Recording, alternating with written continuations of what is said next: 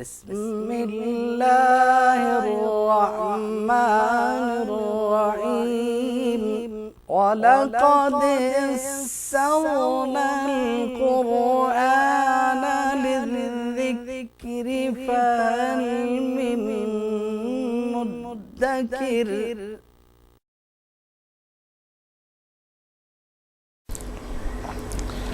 اعوذ باللہ من الشیطان الرجیم، بسم اللہ الرحمن الرحیم۔ قل ان کنتم تحبون اللہ فاتبعونی یحببکم اللہ ویغفر لکم ذنوبکم واللہ غفور رحیم۔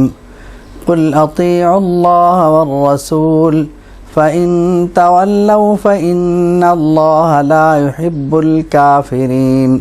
صدق اللہ العظیم۔ تلاوت کردہ آیات کریمہ اپنے مضامین کے لحاظ سے اور اپنے اسلوب کے لحاظ سے انتہائی اہمیت کے حامل ہیں، اور ان آیات کریمہ میں اصل میں جو حکم دیا جا رہا ہے وہ بہت توجہ سے سننے کا ہے اور بہت ہی غور طلب امر ہے۔ کہتے ہیں کہ نبی کریم صلی اللہ تعالیٰ علیہ وسلم ایک بار قریش کے پاس تشریف لے گئے تو یہ دیکھا کہ قریش بتوں کو سجا کے اور انہیں سجدے کر رہے تھے۔ جب پوچھا کہ یہ تم کیا کر رہے ہو تو انہوں نے عرض کیا کہ یہ ہم جو کر رہے ہیں تو اللہ کا قرب حاصل کرنے کے لیے کر رہے ہیں۔ تو یہ آیت کریمہ نازل ہوئی اور حکم ہوا کہ ان کو آپ یہ بتا دیں کہ اگر ان کا خیال یہ ہے کہ ان بتوں کے پرستش کے نتیجے میں اللہ کی محبت حاصل ہو جائے گی تو یہ غلط ہے۔ مطلب یہ ہے کہ محبت کس طرح سے حاصل ہوگی یہ اب آپ ان کو بتا دیں۔ اصل میں یہ بھی اسلوب دعوت ہے، کیونکہ ایک طریقہ تو یہ ہوتا ہے کہ یہ کہا جائے کہ تم اسلام لے آؤ، اس سے تم کو یہ فلاح ملے گی، یہ ہوگا، اور جو بھی اس کے فوائد ہیں وہ بتا دیے جائیں۔ اور دوسرا طریقہ یہ ہوتا ہے کہ اگر کوئی شخص کوئی کام کر رہا ہے اور وہ بذو میں خود یہ سمجھ رہا ہے کہ اس کی نیت اس میں اچھی ہے لیکن وہ کام غلط ہو تو اسے روک کر صحیح کام بتا دیا جائے۔ تو اب اگر وہ حضور کو دھوکہ دینے کی غرض سے یہ کہہ رہے تھے کہ ہم تو اللہ کا قرب حاصل کرنے کے لیے یہ کام کر رہے ہیں، کیونکہ انہوں نے یہ سمجھا کہ اس سے شاید ہماری جان چھوٹ جائے گی اور آئندہ ہم سے اسلام لانے کو نہیں کہا جائے گا، کیونکہ ہم بھی اللہ کا قرب حاصل کرنے کے لیے سب کچھ کر رہے ہیں۔ جب ہم یہ کہہ دیں گے تو معاملہ ادھر ادھر ہو جائے گا، ہماری پرستش بھی اپنی جگہ رہ جائے گی اور باقی معاملات بھی طے پا جائیں گے۔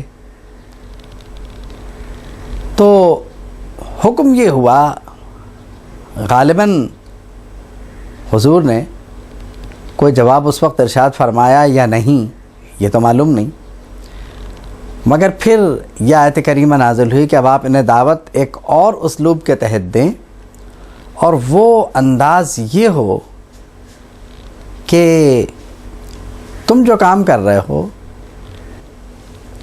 اور تمہارا خیال یہ ہے کہ تم یہ کام اللہ کا قرب حاصل کرنے کے لیے کرتے ہو، تو آؤ میں تمہیں بتاؤں کہ اللہ کا قرب حاصل کیسے ہوتا ہے۔ مطلب اس طرح سے حاصل نہیں ہوگا۔ اب دیکھیے حضور نے یہاں شدت نہیں فرمائی اور نہ ہی قرآن مجید کے اسلوب میں کوئی یہاں پہ شدت ہے۔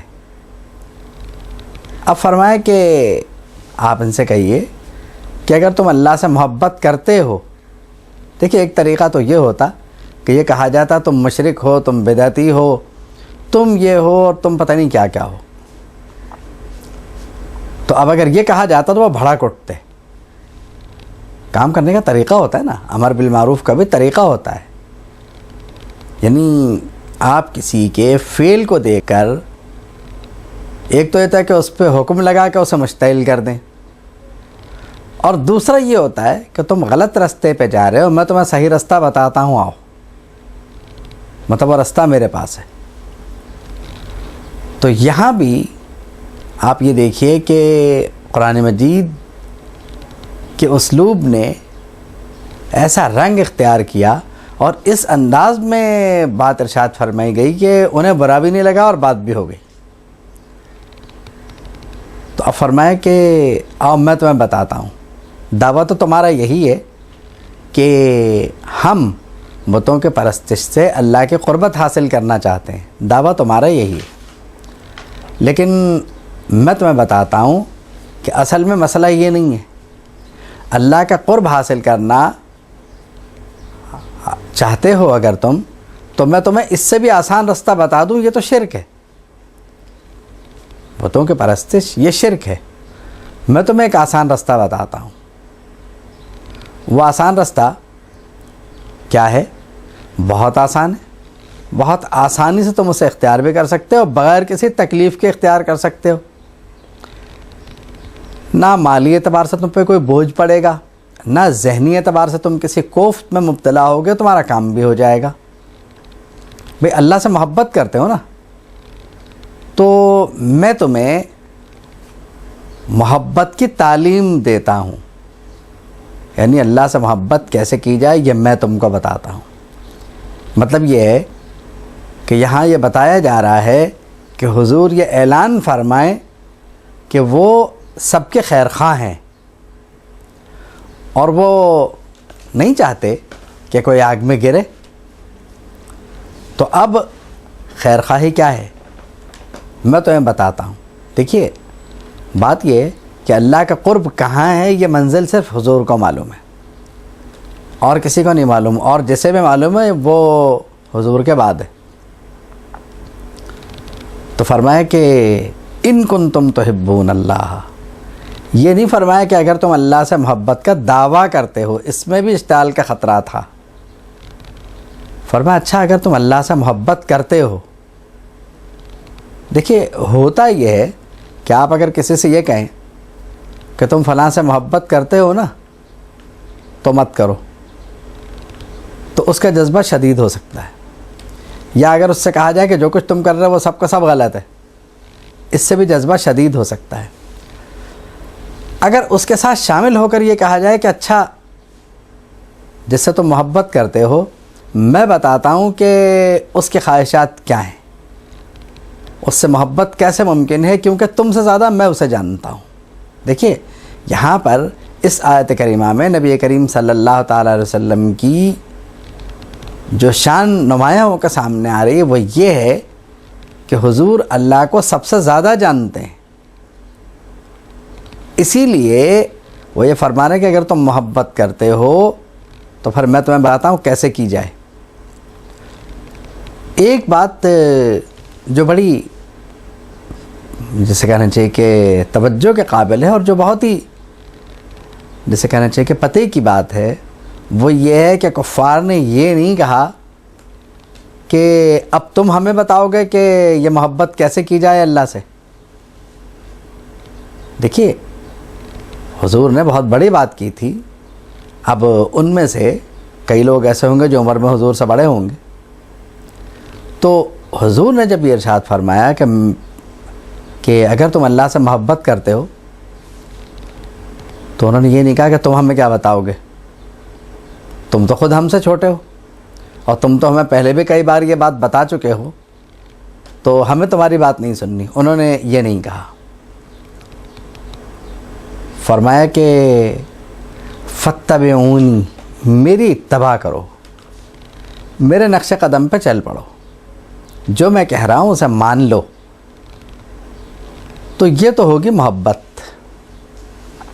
یعنی میں تمہیں بتا دوں گا کہ محبت کیسے کی جاتی ہے. آپ کو میں ایک بات بتاؤں، یہاں پر ایک پتے کی بات زیادہ مناسب ہوگی کہ آپ زندگی بھر ہم اللہ سے محبت کا دعویٰ کرتے رہیں، لیکن جب تک ہم مر نہیں جاتے تب تک ہم یہ نہیں کہہ سکتے کہ ہم عاشق صادق تھے، بلکہ ہم کیا کہیں گے؟ پھر تو دنیا یہ معیار مقرر کرے کہ یہ اللہ سے محبت کرتا تھا، اللہ کے رسول سے محبت کرتا تھا کہ نہیں۔ یہ تو پھر دنیا مقرر کرے گی اس معیار کو، کیونکہ یہ منزل جو ہے یہ آسان نہیں ہے۔ حضور نے اسے ان کے لیے فرما کے آسان بنا دیا، فاتبعونی، تم میری اتباع کرو، تم میرے پیچھے چل پڑو، تم میرا حکم مانو، جیسا میں کہتا ہوں ویسا کرو۔ دیکھیے یہ بات عین قانون کے مطابق ہے اور عین قانون عشق کے مطابق ہے کہ اگر آپ محبت کر رہے ہیں تو پھر جو آپ کے محبوب سے زیادہ قریب ہے آپ اس کی ہر بات ماننے کو تیار ہو جاتے ہیں۔ اس لیے تیار ہو جاتے ہیں کہ محبوب کی رضا اسی میں ہے کہ اس کے جو قریب ہے اسے ناراض نہ کیا جائے۔ تو یہ بات جو ارشاد فرمائے گئی یہ قانون عشق کے عین مطابق ہے بالکل، کہ بتوں کی پرستش سے تمہیں کچھ حاصل نہیں ہوگا اور گناہ گار ہوگے۔ تو اب میں بتاتا ہوں تمہیں کہ کیا کرنا ہے، تو تم وہ کرتے جاؤ جو میں کہہ رہا ہوں۔ محبت میں ایک بڑی چیز جو ہوتی ہے وہ ہوتی ہے محبوب کی توجہ حاصل کرنا، یعنی ایک جو سب سے بڑی چیز اس میں ہوتی ہے کہ عاشق کی جو سب سے شدید خواہش ہوتی ہے وہ ہوتی ہے محبوب کی توجہ حاصل کرنا۔ تو اب کیا ہوگا؟ جو میں کہتا جاؤں گا وہ تم کرتے جاؤ گے۔ یحببکم اللہ، اللہ تم سے محبت کر لے گا، اللہ کو تم سے محبت ہو جائے گی۔ کیوں؟ اس لیے کہ اب تم وہ ہو چکے ہو جو رب چاہتا ہے۔ تو بندہ جب اللہ کی مرضی کے مطابق اپنے آپ کو ڈھال لے تو پھر اللہ اس سے محبت کرتا ہے۔ تو بات یہ ہے کہ سب سے پہلی منزل جو ہے اللہ کی محبت کے لیے وہ ہے نبی کریم صلی اللہ تعالیٰ علیہ وسلم سے محبت۔ کیونکہ آپ سے میں ایک چیز اور عرض کر دوں کہ اتباع رسول، محبت رسول کے بغیر ممکن نہیں ہے۔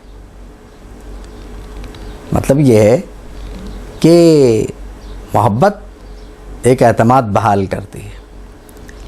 ہماری منزل مقصود اگر اللہ ہے اور ہم اللہ تک اگر پہنچنا چاہتے ہیں تو حضور سے محبت کے بغیر قطعاً پہنچ ہی نہیں سکتے، اور محبت یہ اتباع کو آسان بناتی ہے۔ محبت کے بغیر اتباع ممکن نہیں ہوتی، محبت سے ہر منزل آسان ہو جاتی ہے۔ تو معلوم یہ ہوا کہ حضور کی اتباع کے لیے حضور سے محبت ضروری ہے،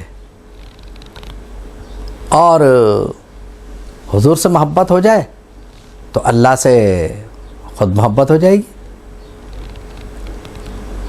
آپ مختلف احادیث پڑھیں، بلکہ خود قرآن مجید کو آپ پڑھ لیں، من یطع الرسول فقد اطاع اللہ، جس نے رسول کی اطاعت کی اس نے اللہ کی اطاعت کی۔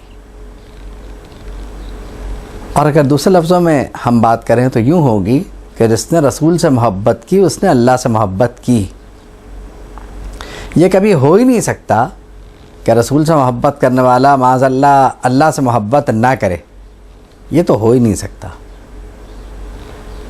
یہ دعویٰ تو شاید بہت سے کر سکتے ہیں کہ ہمیں اللہ سے محبت ہے، لیکن دعویٰ یہ قابل قبول ہے کہ ہمیں حضور سے محبت ہے اور ہمیں اللہ سے بھی محبت ہے، کیونکہ کلمے کے دو اجزاء ہیں، لا الہ الا اللہ محمد الرسول اللہ صلی اللہ تعالیٰ علیہ وسلم۔ تو دونوں اجزاء پر کامل ایمان ضروری ہے۔ حضور کی محبت اس لیے شرط ہے کہ اس کے بغیر دین کا کامل ہونا ممکن نہیں ہے۔ اب دین کے کامل ہونے کا مسئلہ کیا ہے؟ ایک بہت تفصیل طلب بات ہے۔ حضور سے محبت بھی آپ کو اس شدید درجے میں ہونی چاہیے کہ دنیا کی کوئی چیز اس راہ میں حائل نہ ہو، اور یہ محبت بھی غیر مشروط ہو، اور جو امتحان یہ محبت مانگے وہ دینے کے لیے آپ تیار رہیں۔ اور ایک بات اور کہ کسی کے ذہن میں یہ غلط فہمی نہیں آنی چاہیے کہ کچھ لوگ حضور سے ایسی محبت کرتے ہیں کہ وہ معاذ اللہ حضور کو اللہ سے ملا دیتے ہیں۔ یہ ممکن نہیں ہے، نہ ایسا کوئی مسلمان کرتا ہے، نہ ایسا کوئی مسلمان سوچتا ہے اور نہ سوچ سکتا ہے۔ بڑی سیدھی بات یہ ہے کہ حضور اللہ کی مخلوق ہیں، اور مخلوق میں محبت کا ہونا ایک بڑی فطری بات ہے، اور محبت مخلوق سے مخلوق میں شدید ہو بھی تو سکتی ہے، اور محبت کا جو جذبہ ہے یہ بھی اللہ تعالیٰ نے ودیت فرمایا ہے۔ تو جس کو عشق رسول کی دولت حاصل ہو جائے اسے تو بہت بڑی چیز مل گئی۔ بات یہ ہے کہ جسے حضور کے ذات گرامی سے محبت ہو گئی، اللہ رب العالمین تو اسے مل ہی گیا نا۔ اب اس لیے کہ من یطع الرسول، جس نے رسول کی اطاعت کی اس نے اللہ کی اطاعت کی۔ تو جو کچھ ہم کہہ رہے ہیں اس سے پہلے اگر قرآن مجید پر نظر ڈال لیا کریں اور قرآن مجید پڑھ لیا کریں تو میرا خیال ہے بہت سارے مسائل حل ہو جائیں گے اور کوئی پریشانی و غلط فہمی نہیں رہے گی۔ میں آپ کو بتاؤں کہ اصل جو بنیاد ہے کسی خرابی کی وہ اس وقت پڑتی ہے جب ہم کسی بات کو غلط طریقے سے بیان کریں یا اسے سمجھنے کی کوشش نہ کریں۔ آپ سوچیں اگر حضور قریش سے یہ کہتے کہ تم تو مشرک ہو، بدعتی ہو، یہ ہو وہ ہو، تو یہ کہتے یہ تو ہمیں بھی معلوم ہے، آپ کون سے نئی بات بتا رہے ہیں ہمیں۔ بات یہ ہے کہ قرآن کی حکمت بالغہ جو ہے دعوت کے سلسلے میں وہ بڑی عجیب و غریب ہے۔ تو معلوم یہ ہوا ہم نے قرآن مجید کو بھی اس طرح نہیں پڑھا جیسے قرآن مجید اپنے پڑھنے کا تقاضا ہم سے کرتا ہے۔ پڑھتے تو ہیں ہم سالانہ، میرا خیال ہے کہ مدارس سے کئی ایسے لوگ نکلتے ہیں جو تفاسیر پڑھ چکے ہوتے ہیں اور یہ اور وہ، اور اس کے بعد بعض جگہوں پر تو رمضان المبارک میں دورہ تفسیر مکمل ہو جاتا ہے، یعنی پورا قرآن مجید مکمل کرا دیتے ہیں۔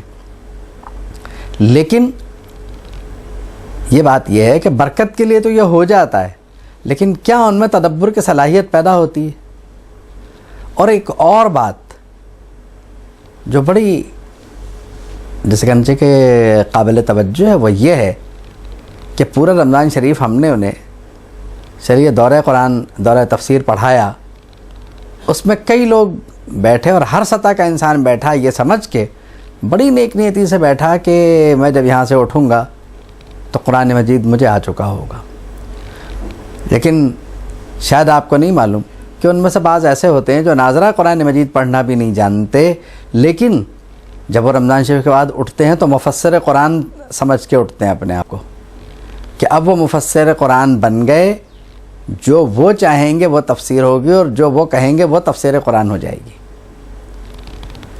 تو علماء کرام کو انہیں یہ سمجھا دینا چاہیے کہ جو رمضان شریف والا دورہ تفسیر آپ پڑھ رہے ہیں یہ دورہ برکت ہے، آپ کو عالم بنانے کے لیے نہیں ہے، بلکہ قرآن مجید کے کچھ ایسے نکات جو آپ کے ذہن میں بیٹھ جائیں تو یہ دورہ یہ سب باتیں سمجھانے کے لیے ہے۔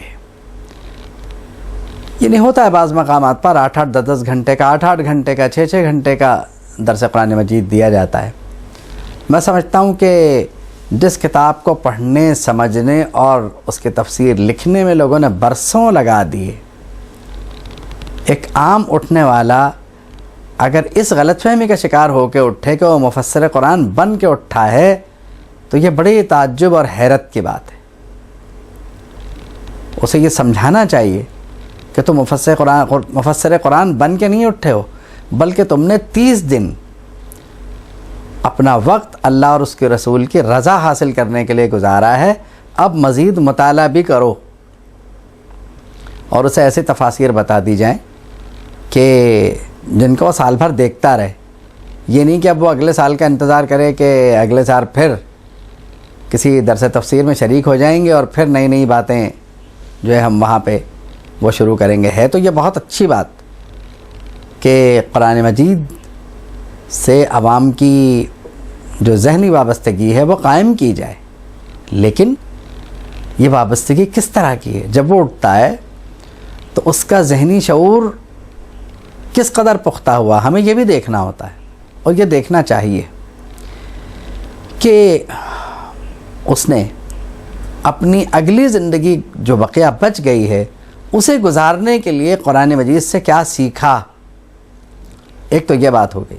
اگر میں نے اسے یہ سکھا کہ اٹھایا وہاں سے کہ وما اہل بہ لغیر اللہ، کہ بتوں کے نام پر ذبح کیا ہوا جو یا غیر اللہ کے نام پر جو کیا ہوا ذبیحہ ہے وہ حرام ہے، اسے نہیں کھانا چاہیے، تو عقائد کے میدان میں پھر اس کی صحیح تشریح کی جائے، لفظی ترجمے پر بات نہ بنائی جائے. تو کئی ایسی آیات مقدسہ ہیں جن پر ان دوروں میں بہت زور دیا جاتا ہے، اور صرف اس لیے کہ میں اپنی بات کو کسی کے ذہن میں راسخ کر سکوں.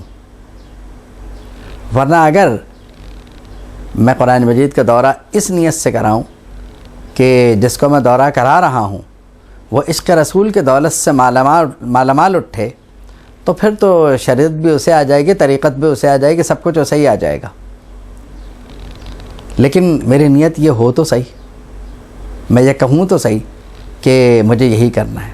آپ دیکھیے کہ کتنا بلیغ انداز ہے کہ اگر تم اللہ سے محبت کرتے ہو، ایک طریقہ تو یہ ہوتا کہ وہ یہ فرماتے کہ یہ تو تم ذاتی خواہشات کے لیے بتوں کے ساتھ یہ رویہ اختیار کر رہے ہو، تم اللہ سے محبت کب کرتے ہو؟ تم اس سے محبت کر ہی نہیں سکتے. تو وہ مشتعل ہو جاتے. اب یہ بتانے کا مقصد یہ ہے کہ دیکھو تمہاری نیت پہ کوئی شبہ نہیں ہے، اگر واقعی بات ایسی ہے جیسا تم کہہ رہے ہو تو فاتبعونی، میری اتباع کرو. میں تم کو بتاؤں گا کہ اللہ سے محبت کیسے کی جاتی ہے، تمہیں کیا کرنا ہے. تم تو اللہ سے محبت کرتے ہی ہو، تو پھر جو اللہ چاہتا ہے وہ کرنا تمہارے لیے کوئی مشکل تو ہوگا نہیں، تو وہ میں بتاؤں گا. پھر یہ ہوگا کہ اللہ تم سے محبت کرے گا، اور نہ صرف محبت کرے گا بلکہ تمہارے سارے گناہ بخش دیے جائیں گے. وَيَغْفِرْ لَكُمْ ذُنُوبَكُمْ. اور پھر اسی آیت کریمہ میں اللہ رب العالمین کی دو ایسے صفات کا ذکر کیا جو بڑے کمال کی ہیں. فرمایا کہ واللہ غفور الرحیم، اللہ غفور بھی ہے، مغفرت فرمانے والا بھی ہے، اور اللہ رحیم بھی ہے، یعنی وہ تم پر رحم فرمائے گا. اور پھر اس کے بعد پھر اللہ رب العالمین کے جانب سے یعنی جسے کہنا چاہیے کہ تاکیداً اس حکم کو دوبارہ اس طرح دہرایا جا رہا ہے، قل اطیعوا اللہ والرسول، اللہ اور اس کے رسول کا حکم مانو، یعنی تم سے کہا گیا ہے وہ کرو. اطاعت میں اور اتباع میں کچھ بہت زیادہ فرق نہیں ہے. اب کچھ نہیں کیا ہے کہ اتباع کے معنی ہیں پیچھے چل پڑنے کے، اور اطاعت کے معنی ہیں بات کو تسلیم کر لینے کے. تو بعض وجوہات کی بنیاد پہ یہ بات ٹھیک بھی ہو سکتی ہے، یعنی ایسا ہو بھی سکتا ہے، اور کر لیں تو کوئی مذائقہ بھی نہیں بات کو سمجھنے کے لیے کہ دونوں لفظوں میں کچھ فرق آ جائے. تو فرمایا حکم مانو اللہ کا اور اس کے رسول کا. اور پھر ایک اور بات ارشاد فرما دی کہ قریش یا یہود یہ لوگ یہ نہ سمجھیں کہ اللہ کو ان کے حکم ماننے کی ضرورت ہے. فرمایا فَإِن تَوَلَّوْا، اگر وہ روگردانی کریں یعنی حکم نہ مانے، فإن اللہ لا يحب الکافرین، تو اللہ کافروں سے محبت نہیں کرتا۔ یہاں یہ بڑے کمال کی بات ہے کہ دیکھیے حضور نے فرمایا فاتبعونی، میرے اتباع کرو، پھر فرمایا حکم مانو اللہ کا اور اس کے رسول کا۔ تو اب معلوم یہ ہوا کہ جو اتباع رسول نہ کرے وہ کافر، جو حضور کا حکم نہ مانے وہ کافر۔ تو اللہ نے فرمایا کہ اللہ کافروں سے محبت نہیں کرتا۔ بات یہ کہ اس سے وہی کافر مراد ہیں جو حقیقتاً کفر کرتے ہیں۔ آپ شبے کی بنیاد پر جن کو کافر کہیں وہ کافر نہیں ہو جاتے۔ آپ اگر کسی سے کہیں کہ تم مزار اولیاء پہ چلے گئے، بس کافر، ایسا نہیں ہے۔ اب وہی بات ہے کہ اگر ملک میں دہشت گردی پھیلانے کے لیے یہ امپریشن دیا جائے کہ جتنے لوگ یہاں جمع ہیں معاذ اللہ وہ سب کے سب کافر ہیں، تو ان کے کہنے سے کافر نہیں ہوتا آدمی، بلکہ جو وہاں حملے میں اپنی جان دے گا وہ یقیناً شہید ہے۔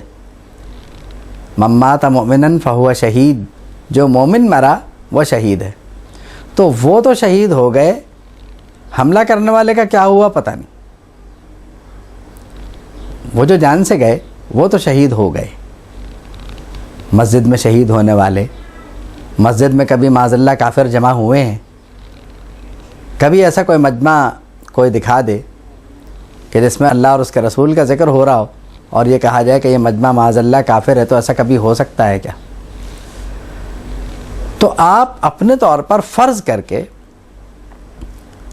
اس قسم کے باتوں پہ عمل کریں تو یہ غلط ہے۔ اور دوسری بات یہ ہے کہ کیا اس دنیا میں کافر زندہ نہیں ہیں؟ کیا انہیں زندہ رہنے کا حق نہیں ہے؟ یعنی آپ اگر یہ سمجھ بھی لیں کہ ساری دنیا کافر ہے اور صرف آپ مسلمان رہ گئے ہیں یا چند ایک مسلمان رہ گئے، تو وہ سب مل کے بھی انہیں یہ حق نہیں پہنچتا کہ وہ کافروں کو اس دنیا سے ختم کر دیں، کیونکہ مسلمان بھی تو انہی میں سے ہوں گے۔ اور پھر تبلیغ سے پہلے آپ ان کی جان لے رہے ہیں، تو بڑی حیرت کی بات ہے۔ اسلام میں کافر کے لیے بھی یہ حکم نہیں ہے کہ آپ براہ راست اس کی جان لیں، اسے دعوت پہلے دینی ہے، اسے تبلیغ بھی کرنی ہے آپ کو۔ تو جب تک آپ یہ نہیں کریں گے آپ کو جان لینے کا حق نہیں ہے، کیونکہ مسلمانوں پر خامخواہ یہ حکم لگا کر انہیں کافر قرار دینا یہ بہت بڑا گناہ ہے جس کی تلافی ممکن نہیں ہے۔ دیکھیے انسان کا قاتل وہی بہت برا ہے، تو پھر مسلمان کے قاتل کو آپ کیا کہیں گے؟ اور پھر ایک مسلمان پر کفر کا الزام لگا کر اسے قتل کرنا، اس سے بڑا بہتان کیا ہوگا؟ اللہ رب العالمین ہمیں قرآن مجید کو صحیح پڑھنے، اسے سمجھنے اور اس پر عمل کی توفیق عطا فرمائے۔ وآخر دعوانا ان الحمد للہ رب العالمین۔